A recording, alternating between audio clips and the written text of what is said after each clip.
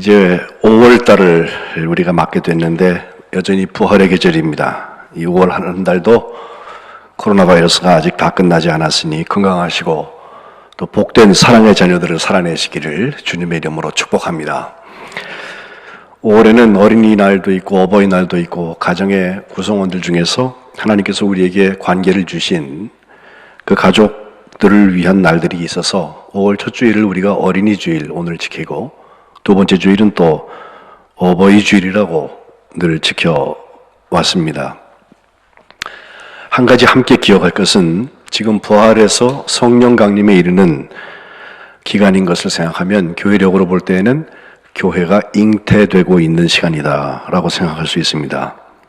우리 신앙 공동체는 교회는 하나님을 다 똑같이 아버지라고 부르고 고백하는 그 자녀들의 가정이고 거룩한 백성들의 모임이라고 설명할 수 있겠습니다. 지금 코로나 바이러스가 지금 세계적으로 유행을 하다 보니까 우리나라만 아니라 다른 나라도 다 마찬가지죠. 가족들이 집에 격리되어서 머무는 시간이 늘어나면서 이 건강한 가정이 얼마나 중요한 것인지 그 중요성이 부각되고 있습니다. 어느 곳에서는 가정폭력이 점점 늘어나고 또 이혼 신청이 증가되고 있다고 그러고요. 심지어 그래서 별명 붙이기를 코로나 이혼이라는 말도 한다고 그래요. 거꾸로 생각하면 이 코로나 바이러스가 우리들의 가정과 결혼 또 가족의 그 사랑의 진정한 의미를 되새기게 하는 계기를 만들어주고 있는 것입니다. 위기로만 보지 아니하고 어떤 분들은 아주 긍정적으로 보아서 사람이 예상치 않은 고난을 만나게 될 때에는 더욱더 의지하게 되어 있고 이타적일 수 있으며 특별히 사랑하는 사람을 위하여서 희생하는 일들을 감당하는 것을 보면 이것이야말로 사랑을 성숙시킬 수 있는 사랑을 업그레이드하는 기회가 되지 않겠나라고 얘기하면서 실제로 2008년도에 글로벌 금융위기가 와서 아주 경제적인 타격이 있었던 미국은 그때부터 어려워진 것 때문에 이혼율이 한 20% 떨어졌다라고 통계내는 사람들을 보았습니다. 이 사랑이 병들어서 가족끼리 서로 부딪히면 그래서 싸움만 일어나면 이혼율이 증가되지만 건강한 사랑이 만나서 함께 화음을 내고 서로 지지하고 위로하고 또 함께 이 어려운 일들을 감당해 나가면 생명력과 출산율이 높아질 수도 있다 이런 얘기들을 하는 것을 보았습니다. 경기도 양평에 가면 종교개혁 500주년 기념교회 몇 년 전에 세워졌는데 그 W스토리라고 하는 기독교 문화공간 안에 있는 교회입니다. 거기를 담임하고 있는 송길원 목사님이라는 분이 계세요. 감리교 목사님은 아닙니다만은 그분이 스스로를 소개할 때 나는 가족 생태학자다 이렇게 말하고요. 또 행복 프로듀서다라고 하고 행복 발전소라고 말하는 하이 패밀리 이 가정 사역을 하기 때문에 거기를 대표하고 계시는데 5월 1일자 크리스티애니티 투데이라는 한글로 된 그 잡지에 22페이지부터 글을 하나 기고했는데 코로나 이후를 준비하는 10가지 생각이라는 제목으로 역시 가정 사역에 대한 얘기를 하고 계세요. 10가지 중에서 4번째부터 10번째까지는 조금 다른 얘기가 나오지만 첫 번째 3개는 다 가정 얘기입니다. 시작은 그렇게 얘기합니다. 여태까지는 우리가 BC와 AD, 기원 전 또 기원 후를 그렇게 해서 0년은 없고요. 1년과 기원 전 1년 이렇게 해가지고선 지금 우리가 2020년을 살고 있는데 코로나 바이러스 이후에는 AC와 BC, 그 BC는 before 코로나, 그래서 코로나 이전과 AC는 after 코로나라고 그래서 그냥 코로나 이후 이렇게 세상이 달라질 거라고 얘기하면서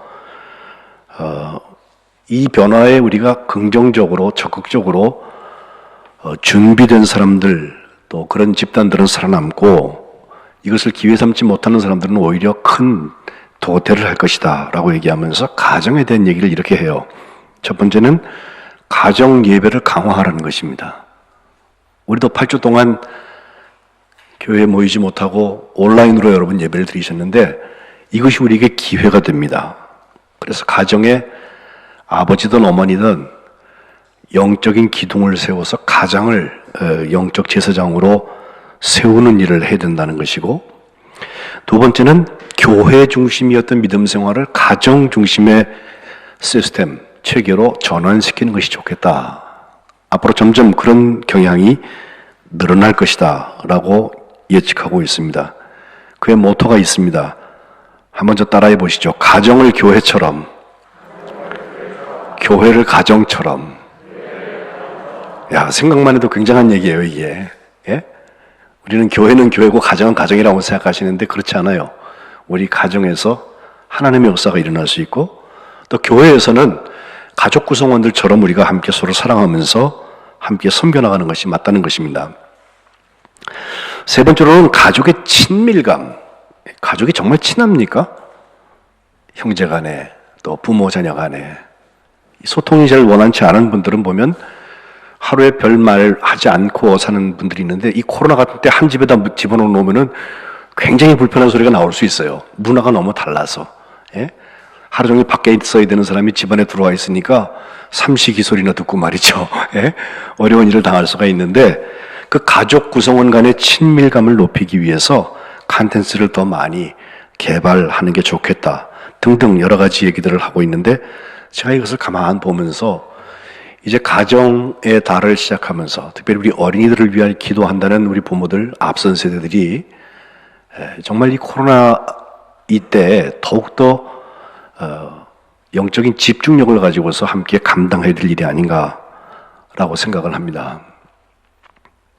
최근에 N번방이다, 박사방이다 해가지고 사람을 잡고 무슨 미성년자의 성착취를 했느니 어쨌느니 뭐 말들이 많은데, 그건 한두 사람의 이야기가 아니고, 뭐 우리 중에는 그런 사람이 없겠습니다만은 이 비정상적인 가치관을 용인했던 기성세대의 책임이라고 함께 통감해야 할 것입니다.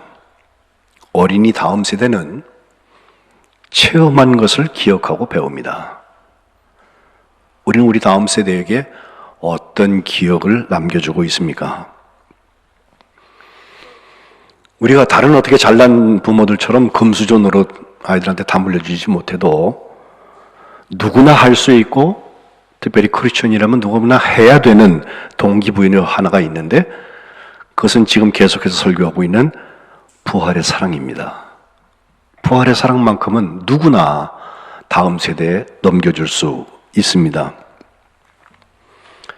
오늘 봉독한 본문을 보면 제자들에게 세 번째로 나타난 14절에 사건이라고 요한복음 기자가 기록하고 있는 부활의 사랑 이야기인데, 그 상황을 가보니까 디베랴 호수입니다.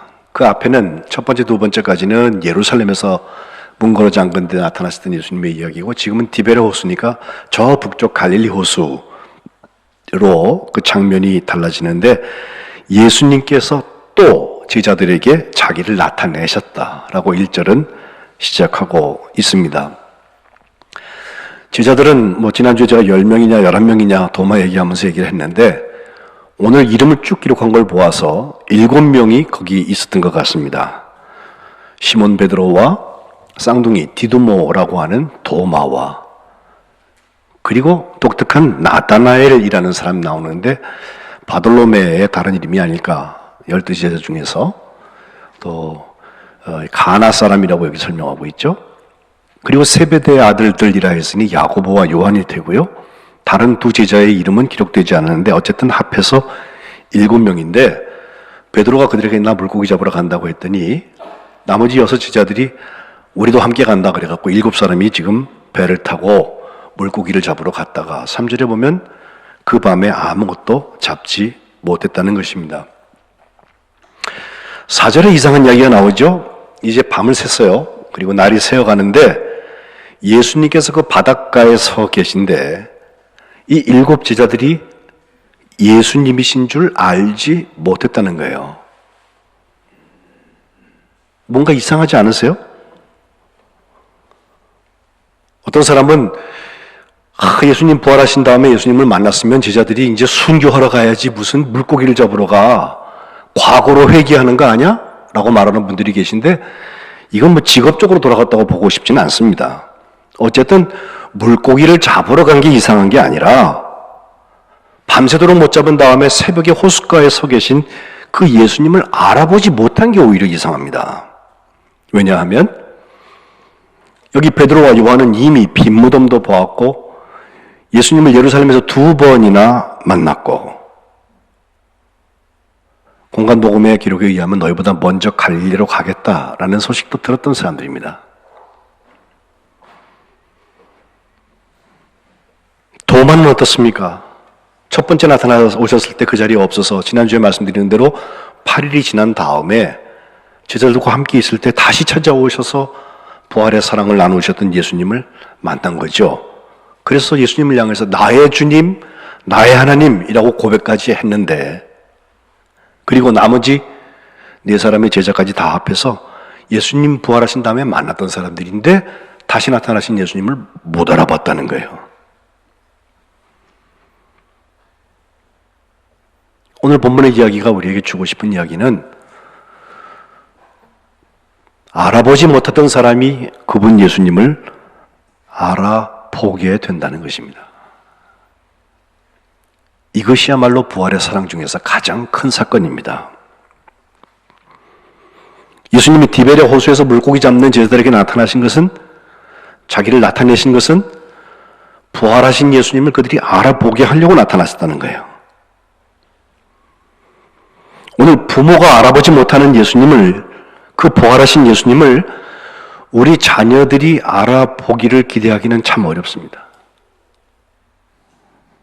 그렇기에 부모가 먼저 부활의 사랑을 체험하는 것이 맞습니다. 앞선 세대가 예수님을 알아보면 다음 세대는 그 앞선 세대가 예수님을 알아본 기억을 공유하게 됩니다. 대표적인 사건이 누가복음 24장에 나오는 엠마오 도상에 있는 제자들이죠. 그들은 예수님이 부활하셨다는 소식을 듣고도 뭔가 낙심하여서 예루살렘에서 엠마오를 향하여서 가다가 글로바와 다른 한 제자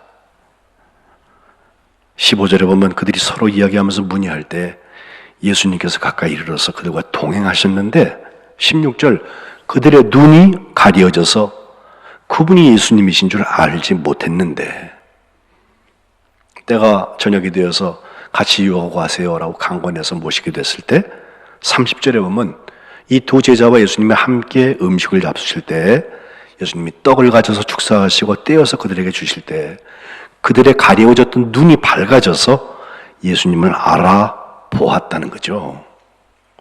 그리고 예수님은 그들에게 보이지 아니하셨다 라고 되어 있습니다. 32절 가보면 그들이 서로 말하기를 길에서 우리에게 말씀하시고 우리에게 성경을 풀어주실 그때 우리 속에서 마음이 뜨겁지 아니하더냐.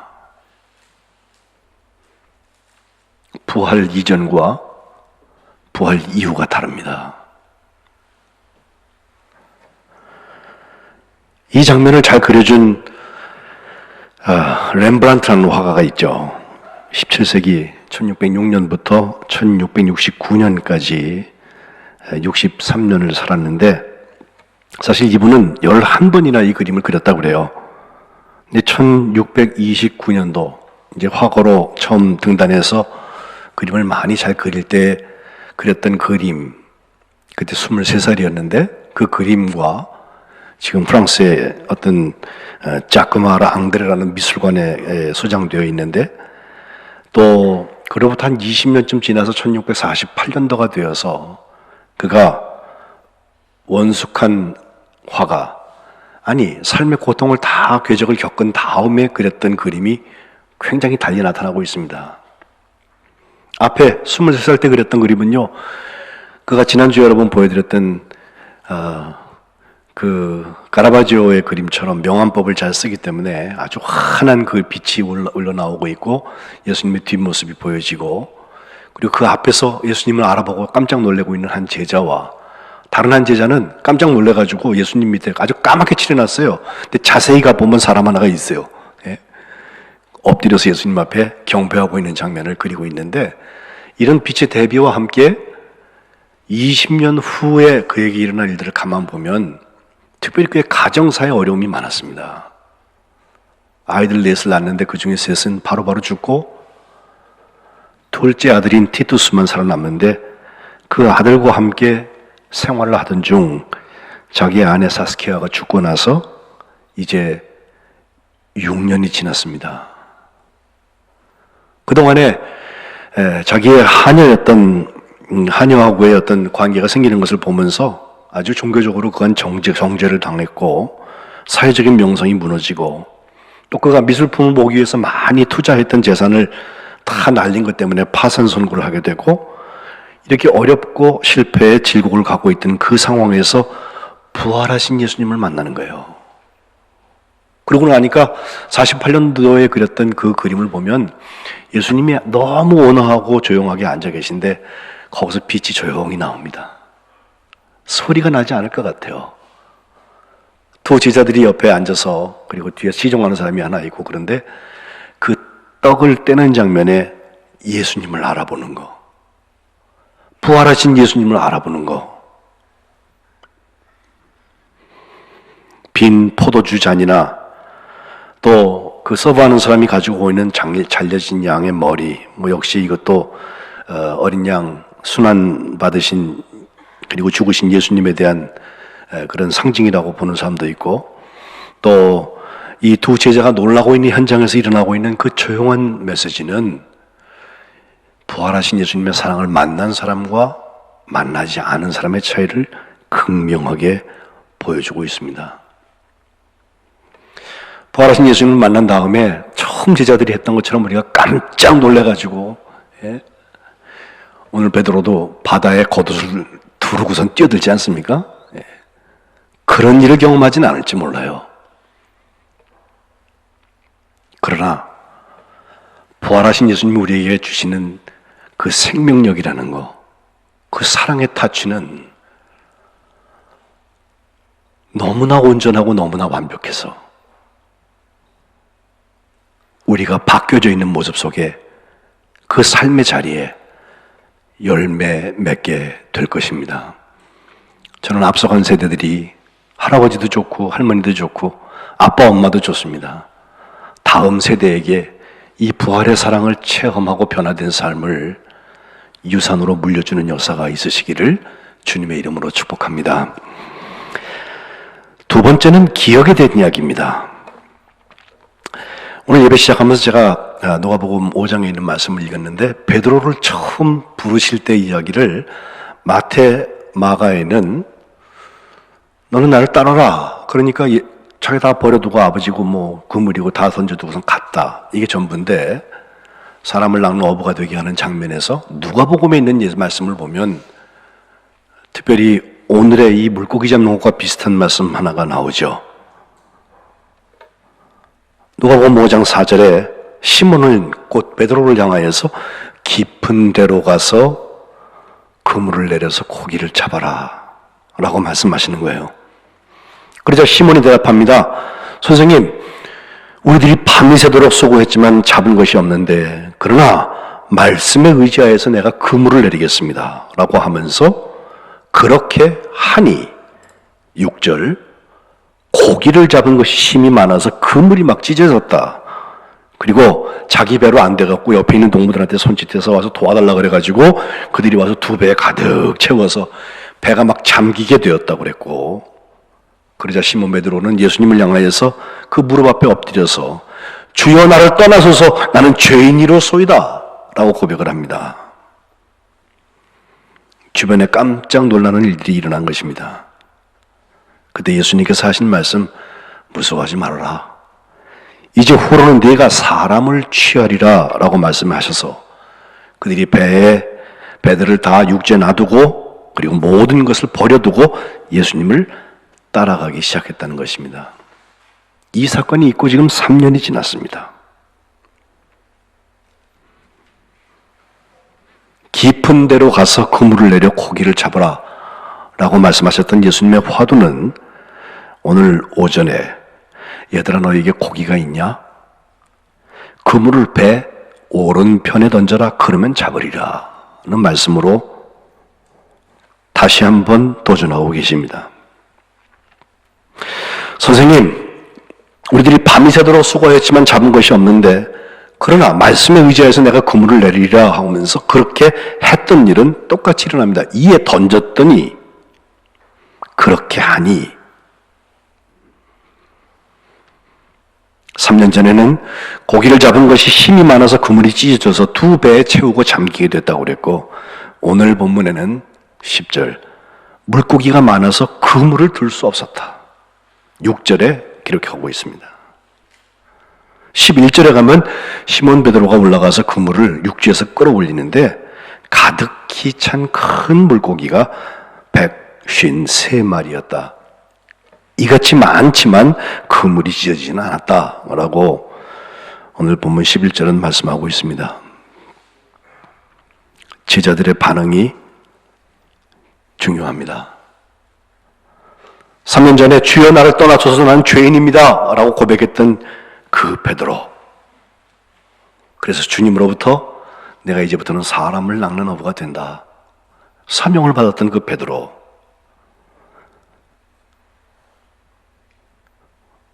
오늘 본문에 보니까 베드로는 옆에 있는 사랑하시던 제자 곧 요한이 주님이시다 라고 먼저 얘기하자 겉옷을 두른 후에 바다로 뛰어내렸다 라고만 기록되어 있습니다. 아마 당황해서 그랬을 수도 있겠죠. 근데 당황하면 왜 옷을 입고 뛰어내리는지 저는 잘 모르겠어요. 어쨌든 이상 행동을 한 것만큼 분명합니다.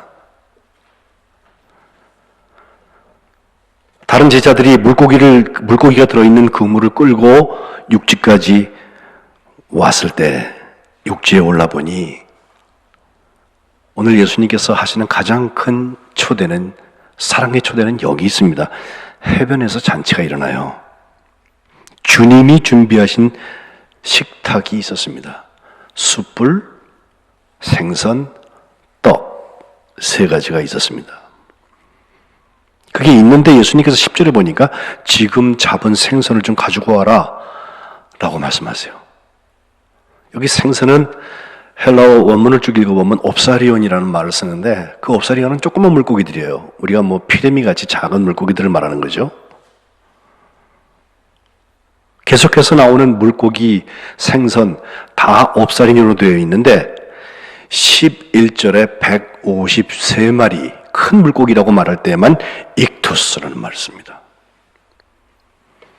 익투스는 후에 부활의 사랑을 경험한 사람들이 순교를 각오하고 함께 물고기를 그려가면서 사인을 하면서 함께 믿음의 가정을 꾸며나갔을 때 바로 예수스 크리스토스 테오휘오스 소테르, 앞자를 따면 익투스라 하는데 예수 그리스도는 하나님의 아들이고 나의 구주시라고, 구원자시라고 고백했던 것을 알 수가 있습니다.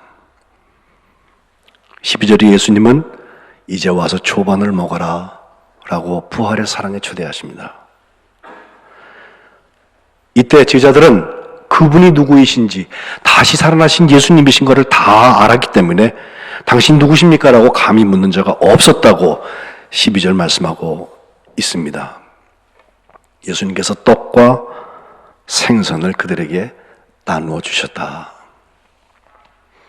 우리는 떡과 생선 그러면 요한복음 6장에 나오는 오병이어의 사건을 다 알고 있습니다. 공관복음과 요한복음이 달리 증거하고 있는 부분 하나가 있는데 그것은 그 오병이어, 이 많은 사람들 어떻게 먹여요? 다 이건 다 비슷해요. 뭐 표현이 다를 뿐이지. 그런데 거기 오병이어를 누가 가지고 왔나? 요한복음만 보면 이렇게 말합니다. 8절에 제자 중 하나고 시몬 베드로의 형제 안드레가 예수께 여짜오되 9절 여기 한 아이가 있어. 한 아이가 있어서 보리떡 5개와 물고기 2마리를 가지고 있나이다. 그러나 이게 이 많은 사람들한테 얼마나 될까요? 무슨 소용이 있겠어요? 사람은 5천 명이 넘게 있고. 그런데 그 한 아이의 보리떡 5개와 물고기 2마리, 그것이 5천 명을 먹이고 12광주리를 남기는 예수님의 기적의 소재가 되었다는 것입니다. 주일학교 때 선생님들이 어린아이의 도시락이었다라고 늘 말씀하셨는데 마테마가 녹아있는 어린아이 도시락으로 되어 있지는 않습니다. 근데 요한복음만큼은 어린아이가 가지고 온 것을 안드레가 예수님한테 얘기를 했는데 그 작은 가능성에서 부활의 사랑을 나누는 아름다운 사건이 일어났다는 것입니다. 여러분 오늘 들어오시면서 그 기록하실 때 여러분이 다 쓰신 볼펜이 있는데 그 볼펜 우리가 잘 아는 모나미 153 볼펜 아니에요? 예, 오랫동안 보셨죠? 저도 학교 다닐 때 다 적어가지고 공부했는데 제가 부목사로 7년쯤 있었을 때 그 교회에 송삼석 권사님이라는 분이 계세요. 모나미 회장이죠. 예, 모나미라는 말은 불어로 친구라는 뜻인데 저분이 저 볼펜을 낸 게 1963년 5월 1일 날 만들기 시작했대요. 그래서 351이라서 저는 153인 줄 알았어요. 근데 또 나중에 얘기를 들어보니까 그 당시에 버스 한 번 타는 게 15원, 그리고 신문 한 장, 아침에 신문 받는 그게 15원이었대요. 그래서 이 송 회장님이 그 볼펜 하나를 15원에 하자라고 가격 결정을 했다고 그러는데, 그리고 모나미가 만든 세 번째 볼펜이라고 그래서 153이라고 그랬대요. 그래서 제가 그 교회에 있는 동안에 그분이 자서전 쓰신 얘기를 읽어보았더니 오늘 우리가 읽었던 큰 물고기 153마리 얘기가 거기서 나와요. 하나님이 내게 153이라는 숫자를 통해서 기업인이 일생을 통해서 반드시 지켜야 할 상도, 상적인 도리를 일깨워 주셨다고. 요한복음 21장 오늘 본문에 나오는 얘기를 하고 계셨습니다. 세 아들을 두셨어요. 제가 늘 만나던 사람들인데, 또 그 부인 최명수 권사님은 이화여대학교를 나오시고 동창회장도 제가 있을 때 4년 동안이나 하시고 많은 선한 일들을 하셨던 분인데, 그 큰아들 하경 씨의 딸 미영이한테 참 아픈 일이 있었죠. 지금부터 12년 전에 2008년도에 이화여대학교 경제학과를 졸업을 했고 복지대학원에 다니다가 2009년도 25살 나이에 여행을 하다가 심장마비가 걸려서 하나님의 부르심을 받아요. 그때 부활의 가정에서 한 일을 보세요. 10년 전 2010년 5월 달에 그가 하나님의 부르심을 받은 것을 기억하면서 책을 한 권 개에 대해서 썼는데, 나는 행복한 사람입니다. 나는 행복한 사람입니다. 그리고 그 아이의 이름을 빌어서 학교에다가 1억 원을, 또 나중에 5천만 원을 더해서 1억 5천만 원짜리 장학금을 그 아이의 이름으로 학교에 기부했다는 것입니다. 참 사업하면서 어려웠던 일들, 화재가 났던 얘기부터 여러 가지 얘기들을 제가 듣는데, 이 153이 바로 부활의 소식을 우리에게 알려왔던,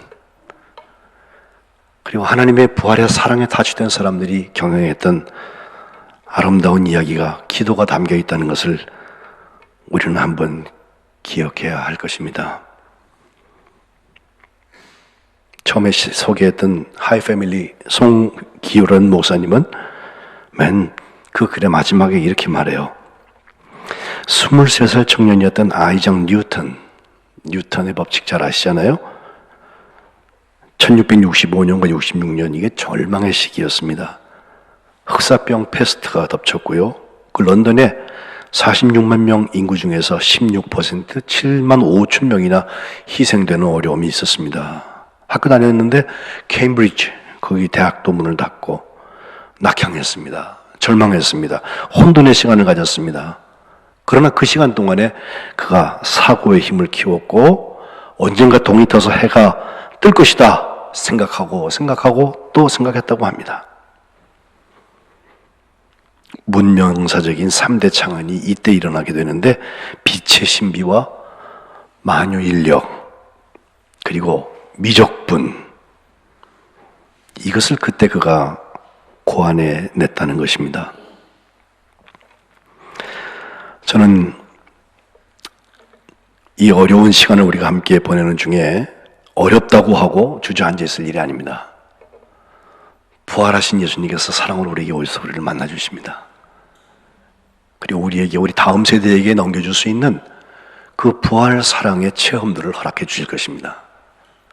우리의 가정이, 또 우리의 다음 세대가 부활의 사랑의 주인공들이 다 되시기를 주님의 이름으로 축복합니다. 기도하겠습니다.